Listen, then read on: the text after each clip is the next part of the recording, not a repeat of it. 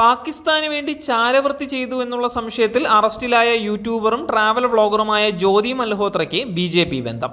2 മാസം മുമ്പ് പാക് യാത്രയിൽ പോസ്റ്റ് ചെയ്ത വ്ളോഗിലാണ് ഹരിയാന BJPയുമായുള്ള ബന്ധം അവർ തന്നെ സ്ഥിരീകരിച്ചത്. അട്ടാരി അതിർത്തിയിൽ പാസ്പോർട്ട് പരിശോധിച്ച BSF ഉദ്യോഗസ്ഥനോട് ഹരിയാന BJP എന്ന് സമ്മതിക്കുന്നതും ഉദ്യോഗസ്ഥർ തിരികെ BJPയാണ് നമുക്ക് ആവശ്യം എന്ന് പറയുന്നതും കേൾക്കാം. കേന്ദ്ര സർക്കാർ ഹരിയാനയിൽ നടത്തുന്ന പരിപാടികളിൽ VIP പാസിലൂടെ പങ്കെടുക്കുന്ന വീഡിയോകളും ജ്യോതി പങ്കുവച്ചിട്ടുണ്ട്. പഹൽഗാം ഭീകരാക്രമണത്തിന് 3 മാസം മുമ്പ് കശ്മീരിൽ സഞ്ചരിച്ച വീഡിയോ പങ്കിട്ട് 1 മാസത്തിന് ശേഷമാണ് പാകിസ്ഥാനിൽ പോയത്. 2023 ആദ്യ സന്ദർശനത്തിന് ശേഷം പാക് ഇന്റലിജൻസുമായി ബന്ധം സ്ഥാപിച്ച ജ്യോതി പിന്നീട് പാകിസ്ഥാനിലേക്ക് സ്പോൺസേഡ് യാത്രകൾ നടത്തിയിട്ടുണ്ട് എന്ന് ഹരിയാന പോലീസ് പറയുകയാണ്.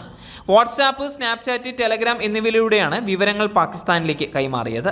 ജ്യോതിയെ പാക് ഇന്റലിജൻസുമായി പരിചയപ്പെടുത്തിയ പാകിസ്ഥാൻ ഹൈക്കമ്മീഷനിലെ ഡാനിഷ് ഇന്ത്യയിലെ പ്രവേശന വിലക്ക് നേരിടുന്ന ഒരു വ്യക്തിയാണ്. ഇയാൾക്കൊപ്പം പാക് ഹൈക്കമ്മീഷനിൽ ഇഫ്താർ പാർട്ടിയിൽ പങ്കെടുക്കുന്ന യൂട്യൂബ് വീഡിയോകളുമുണ്ട്. പാക് ചാരവൃത്തിയിൽ ഹരിയാനയിലെ നൂഹിൽ താരിഫ് എന്നയാൾ അറസ്റ്റിലായിട്ടുണ്ട്. കഴിഞ്ഞ ആഴ്ച അർമാൻ എന്ന യുവാവിനെ ഇവിടെ നിന്ന് അറസ്റ്റ് ചെയ്തിരുന്നു.